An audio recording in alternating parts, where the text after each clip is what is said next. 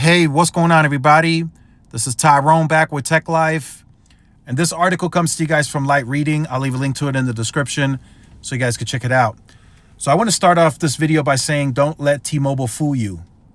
So just now that Verizon's in the spotlight and they're cutting positions, about 15% of the company, I want to say ever since the Sprint merger closed with T-Mobile since has cut more employees by percentage than Verizon. I want to be clear about that, and that's why I wanted to talk about. That's what I wanted to talk about in this video.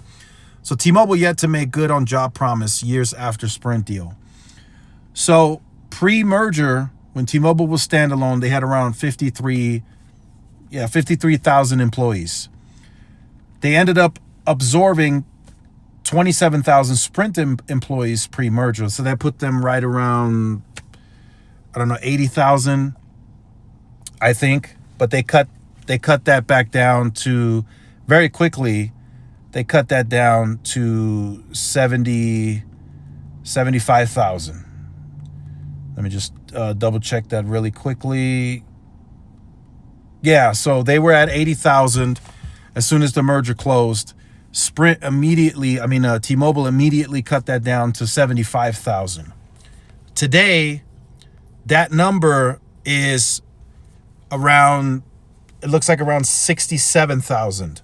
So they went from 80,000 to 75,000 and down to 67,000.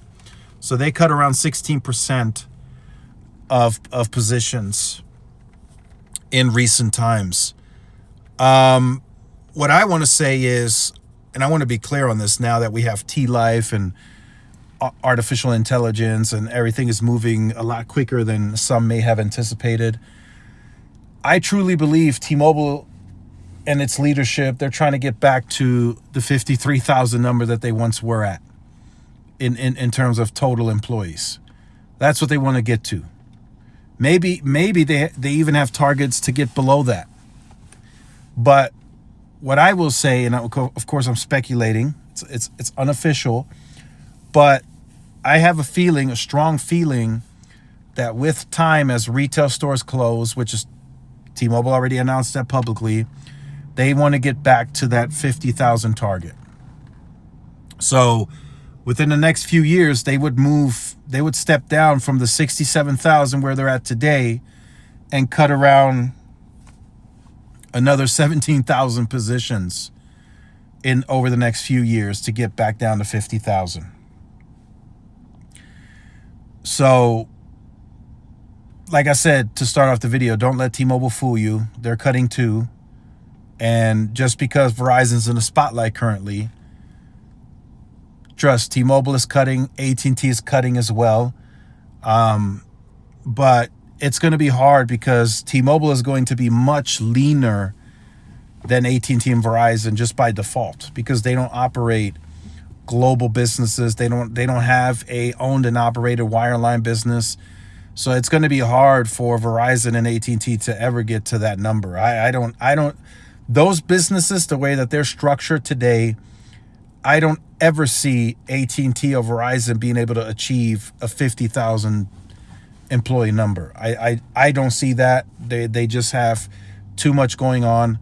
But T-Mobile looks like they're on the way of going down to 50,000. And then maybe after that, they kind of relook everything and say, hey, maybe if we get fiber or whatnot, we add 10,000 back. That's when we could start seeing some positive job growth. But that's after a significant cut. And it's coming. I have a feeling T-Mobile is trying to get back to the 50,000 number that they once were at pre-merger.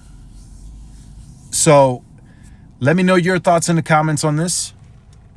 I just wanted to be clear about that. Don't let T-Mobile fool you. They're cutting too. And there was a question recently asked about that to the new CEO. It was he was interviewed right around the time that Verizon announced those cuts with the Un-carrier announcement. And he really dodged that question. He didn't answer it publicly. So be on the lookout for that. Again, speculation, but it's coming, right? I got a gut feeling that T-Mobile is getting ready to severely cut its staff. Just over time. Not all at once, but they're going to do it slowly but surely over time. So let me know your thoughts on this in the comments. Like, share, subscribe. I'll see y'all in the next one.